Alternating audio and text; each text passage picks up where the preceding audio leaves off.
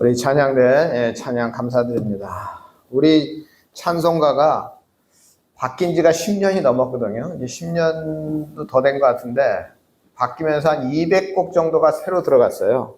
근데 많은 교회들이 아직도 이 새로운 찬송을 잘 부르지 않습니다. 근데 저는 하여튼간 어떻게 하든지 간에 이 새 찬송가를 부르려고 애쓰고 있어요. 여러분들도 모르는 찬송 갑자기 예배 중에 부를 때 있잖아요. 그런데 그럴 때마다 제가 이 노래를 잘하는 사람 같은 은혜가 될 텐데 나는 참 은혜가 되는 찬송인데 제가 불러서 잘 은혜가 안 될 때가 있어요. 근데 오늘 제가 좋아하는 찬송인데 새로 바뀐 찬송이고 근데 하여튼 찬양대가 부르니까 역시 좋은 찬양이구나 이런 생각이 듭니다. 오늘 감사할 것은요, 저희 교회가 우리 유성교회 목사님이 신장 이식 수술을 하셨어요. 그래서 신장 이식 수술을 참 기적적으로 뇌사자가 생기고 또 조직 검사가 맞고 혈액도 맞고 뭐 여러 가지 하여튼간 기적과 같은 일이 일어나서 수술을 하셨고 지금 회복 중에 있습니다. 그 가운데 이제 그 병원비가 굉장히 많이 드는 것 같아요. 그래서 저희가 뭐 부족하지만 우리가 100만 원 이 병원비 저희 교회가 보내드렸고요. 그 어제 목사님 저녁에 늦게 이제 전화가 왔더라고요. 전화가 왔고 귀한 헌금 보내주셔서 감사하다. 그리고 또 이 장로님이 직접 전화하셔서 용기도 주고 응원도 주셔서 너무 감사했다고 감사 통화를 받았습니다. 우리 전흥교회가 앞으로 더 많이 도우는 일을 했으면 좋겠어요. 정말 우리 주변 이웃들에게 좋은 일 많이 하는 교회가 되기를 바랍니다. 오늘 말씀은 빌립보서인데요. 빌립보서는 옥중 사도 바울이 감옥에서 쓴 편지입니다. 오늘 본문에 보면 바울의 상황이 매임이라는 이 단어, 사도 바울이 매여 있는 곳이 또 시위대 아니다 이런 표현이 나옵니다. 매임이라는 말은 올가미, 찾고, 뭐 사슬, 감옥, 투옥이라는 뜻을 가지고 있는데요. 이 매임이라는 말은 사도행전 16장 26절에도 사도 바울 일행이 빌립보 감옥에 갇혔을 때도 사용됐고 뭐 여러 군데에 사용이 되었어요. 바울 사도는 제3차 선교 여행을 끝난 후에 예루살렘에서 체포가 됩니다. 그리고 가이사랴 감옥에 갇혔다가 로마로 압송되죠. 그 과정에서 우리가 잘 알고 있듯이 큰 태풍을 만나기도 하고 배가 난파되기도 하고 또 구조가 되어서 토인들이 사는 섬에서 지내기도 하고 어쨌든 로마로 가는 길이 순탄치 않았지만 로마로 도착했습니다. 그리고 로마에서 도착하자마자 감옥에 갇히죠. 그 기간이 한 2년 정도 되는 것 같아요. 그리고 2년 동안 로마 감옥에 갇힌 다음에 그 다음에는 한 가택연금 상태로 그러니까 말하자면 이제 완전히 이 감옥에서 나온 건 아니고 이제 감옥에서는 나왔는데 가택연금 상태에 있었죠. 그러니까 빌립보서는 이 로마에서 감옥 생활을 하던 그 초기 2년 사이에 기록된 말씀입니다. 당시 자료에 의하면 이 당시 로마의 감옥은 지하에 있었어요. 저도 오래전에 그 로마에 가본 적이 있는데 거기 사도 바울이 갇혔던 지하 감옥이라는 곳에 제가 방문한 적이 있는데요. 어쨌든 이 사도 바울이 수감된 감옥은 황제의 직속 부대이자 경호 부대라 할 수 있는 시위대가 관리하는 지하 감옥입니다. 이 시대는 로마 황제를 지키는 최고의 군대죠. 황제 직속 부대가 상당한 세력을 가지고 있었고 상당한 영향력을 가지고 있었습니다. 바울이 이 시위대 안에 있는 감옥에 갇힌 이유는 사도 바울이 로마 시민권자였거든요. 로마 시민권자로서 나는 황제에게 재판을 받겠다 이렇게 직접 의뢰를 했기 때문입니다. 그런데 건강한 젊은이라도 지하 감옥 생활을 한다는 것, 육체적으로도 굉장히 힘든 것은 물론이와 정신적으로도 약해질 수밖에 없습니다. 깜깜합니다. 빛이 들어오는 곳이 아닌 지하잖아요. 예, 깜깜한 그 속에서 내 인생이 여기서 끝나는가 보다 이렇게 생각할 수 있고, 그래서 병이 없던 사람도 그 지하에서 한 2년 있으면 질병에 노출될 수밖에 없겠죠. 그러니까 정신병도 걸릴 수도 있겠죠. 예. 더군다나 사도 바울은 60이 넘은 노인이었고, 또 우리가 잘 알듯이 사도 바울은 몸이 안 좋은 병약한 상태입니다. 질병이 여러 개가 있다. 간질병이 있다고 그러죠. 안질이 있다고 그러죠. 피부병도 있다고 그러죠. 뭐 여러 가지 질병을 가지고 있던 사람인데, 사도 바울이 이런 지하 감옥에서 수형 생활을 한다는 것은 아마 결코 쉽지 않았을 것입니다. 그런데 오늘 본문에 보면 사도 바울은 자신이 메인 자, 갇힌 자지만 그것 때문에 자신에게나 하나님에게나 일어난 결과는 내가 갇히기 전보다 더 많은 일이 일어났다. 이런 고백이 오늘의 말씀입니다. 즉 사도 바울은 감옥에서 그동안 자신이 목숨을 바쳐 정말 복음을 전하기 위해서 애쓰며 살아온 그 놀라운 자기의 노력, 그런데 내가 복음을 전하지 못하고 내가 감옥에 갇히게 되었는데도 불구하고 내가 감옥에 갇히기 전보다 내가 복음을 전하는 일을 더 많이 하게 되었다. 이런 고백입니다. 우선 사도 바울이 시위대 안에 감옥에 갇혔음에도 불구하고 복음을 전할 수 있었던 것은 그 당시 이 로마의 역사나 초대교회 역사를 통해서 우리가 알 수 있습니다. 그러니까 로마 황제의 최측근인 시위대, 황제의 가족들, 이런 황실에 관련된 사람들, 정부의 유력 인사들, 이런 사람들이 사도 바울에게 찾아왔어요. 스스로 감옥에 스스로 찾아왔습니다. 그래서 복음을 전했고, 그래서 황실 고위직위에 많은 사람들이 복음을 받아들였습니다. 즉 감옥에 갇힌 일 때문에 전혀 들어갈 수 없었던 로마 황실 깊숙한 곳에 복음을 전할 수 있게 된 것이죠. 로마 황실 유력자들이 바울을 직접 찾아갔습니다. 이는 사도 바울이 시위대 안에 메인자가 되지 않았다면 일어날 수 없는 일이었습니다. 뿐만 아니라 사도 바울이 감옥에 갇히자, 오늘 말씀이 상당히 재밌는 말씀이에요, 여러분. 근데 그 좀 점잖게 쓰여서 그렇지 아마 적나라하게 쓰면 굉장히 재밌어요. 사도 바울이 감옥에 갇히자 상당수 성도들이 어떤 생각을 했느냐? 야, 내가 제2의 바울이 돼야 되겠다. 내가 제3의 바울이 되겠다 하면서 복음을 전파하는 더 힘을 냈어요. 더 헌신했어요. 이런 사람들이 막 여기저기서 막 생겼어요. 그러니까 굉장히 이 복음 전파에 가속도가 붙었고요. 많은 사람들이 연세 드신 우리 바울 사도께서 저렇게 감옥에서 고생하는데 내가 이렇게 편안하게 있을 수 없다. 그러면서 많은 분들이 복음을 열심히 전했습니다. 헌신했습니다. 그런데 이거는 이해되시죠? 근데 뒤에 보면 또 무슨 얘기가 나와요?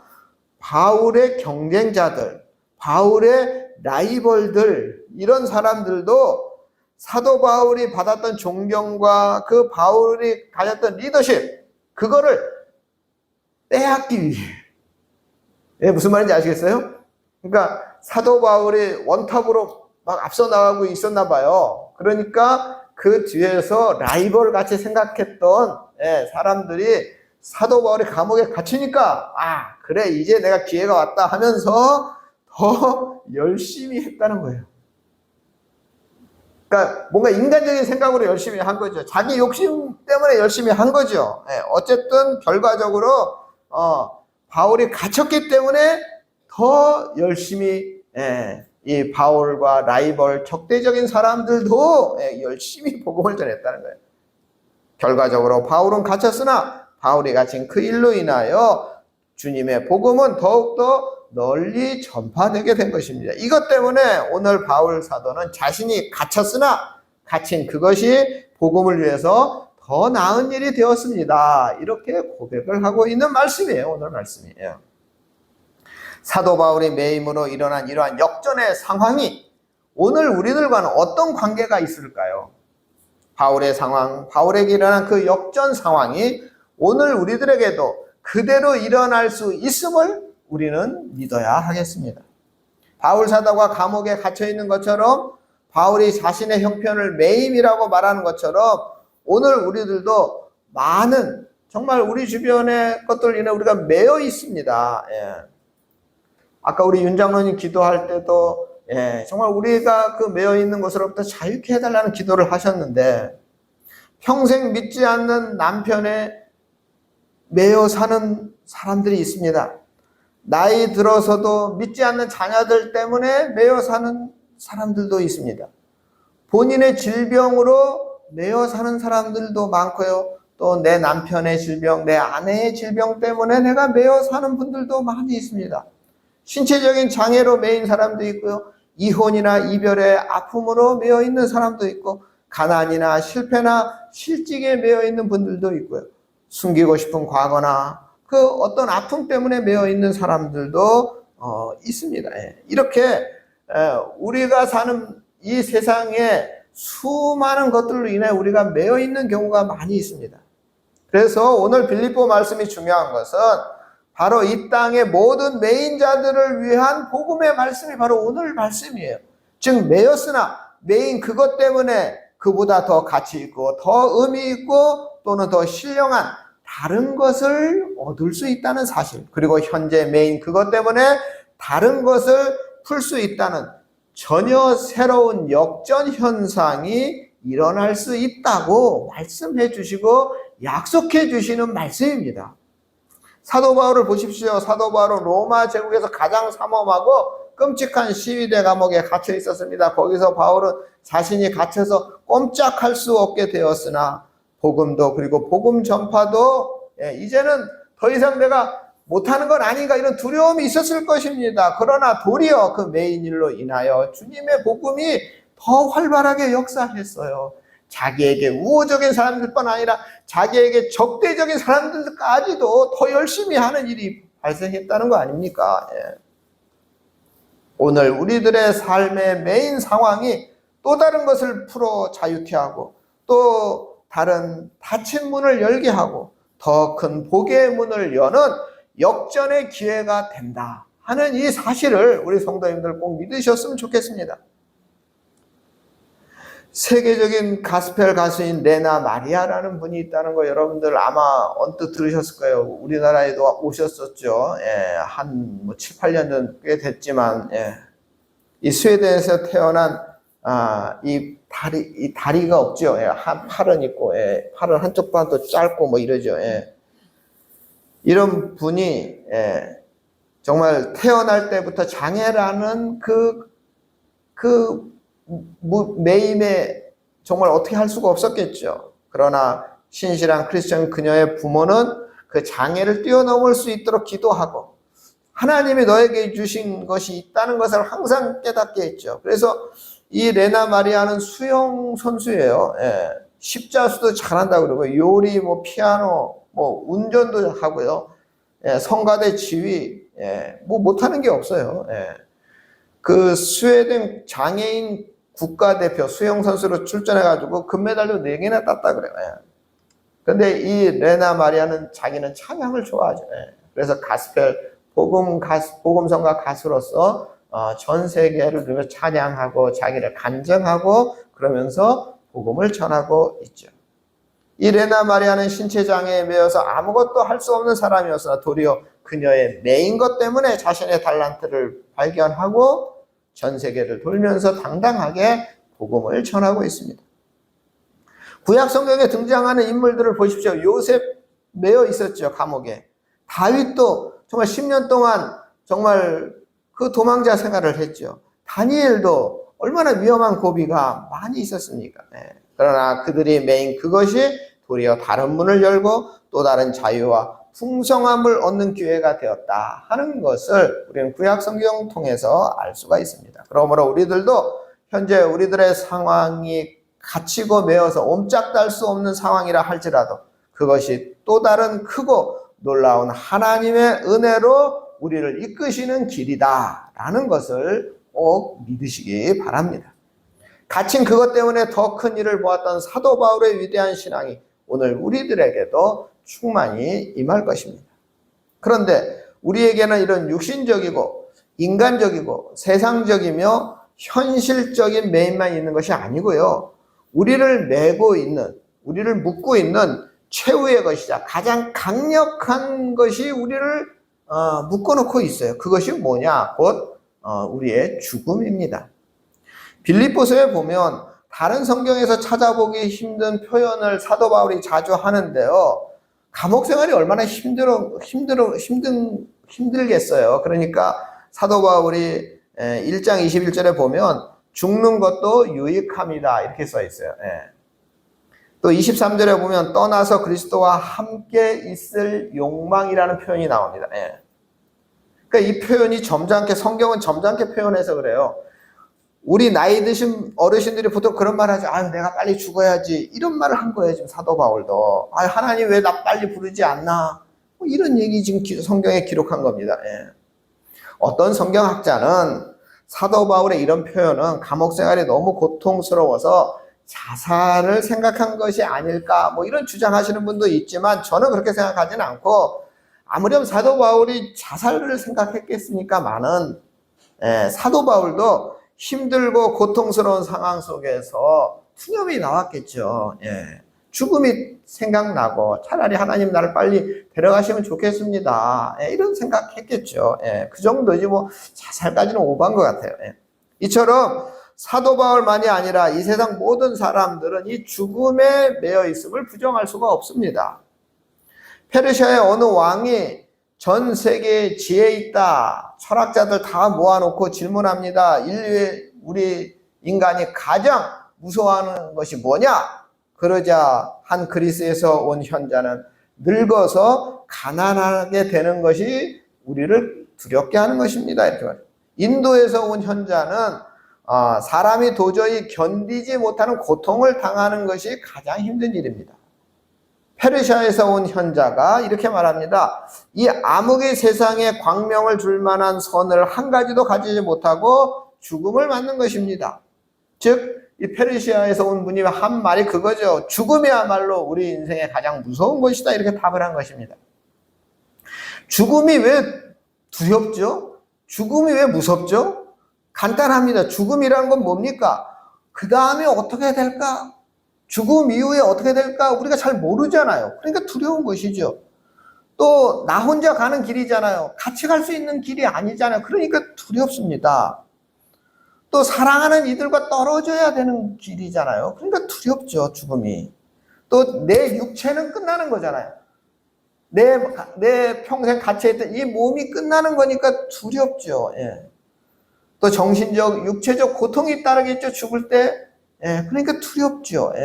마지막으로 죽음이 두려운 이유는 뭐예요? 믿음이 좋으신 분들도 내가 죽고 나면 과연 하나님이 나를 영접해 주실까? 두렵잖아요. 그러니까 죽음이 두려울 수밖에 없습니다. 제가 지금까지 많은 장례를 치렀지만 제가 치른 장례 중에서 가장 슬픈 장례는 권사님 아들인데 이제 의사로서 전문의로서 출근하는 전날 교통사고로 죽었어요. 그 장례가 참 슬펐습니다. 의사 선생님이 되기 위해서 의과대학을 졸업하고 인턴, 레지던트 과정을 거치거든요. 그리고 이제 마지막에 전문의를 해요. 전문의를 하고 나면 이제 보통 종합병원 같은데 내가 무슨 내과를 전공했으면 내과 과장으로 이제 이 환자들을 돌보는 거죠. 그런데 여러분도 아시겠지만 그 의사가 되는 과정이 힘들어요. 인턴, 레지던트 이 과정이 굉장히 힘들다 그래요. 막 뭐 뉴스 옛날에 지금이 안 그랬지만 옛날에 뉴스 시간에 뭐 구타도 있고 뭐 하여튼간 구타뿐 아니라 한 잠도 못 자고 하여튼 힘든 이 과정을 거쳐야 돼요. 그러니까 이제 전문의가 돼서 전문의 과정을 마치고 전문의가 돼서 첫 출근하는 거는 이제는 고생 끝, 행복 시작하는 순간인데 그 순간에 교통사고로 죽은 거예요. 저도 무척 속상했습니다. 장례식장에서 권사님은 거의 정신 나가 있었습니다.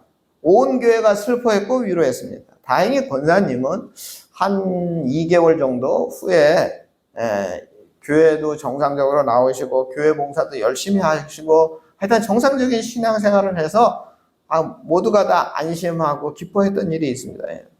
그런데 1년 후에 이제 추도 예배가 있어서 이제 우리 구역 식구들하고 이제 갔는데 권사님대에 갔는데 그 아파트거든요. 거기다 갔는데 그 아들 방이 그대로 있었어요. 의사 가운, 청진기, 뭐 책들, 노트북, 침대와 침구 뭐 이런 것들 아들이 마치 살고 있는 것 같은 그 상태로 방을 유지하고 있더라고요.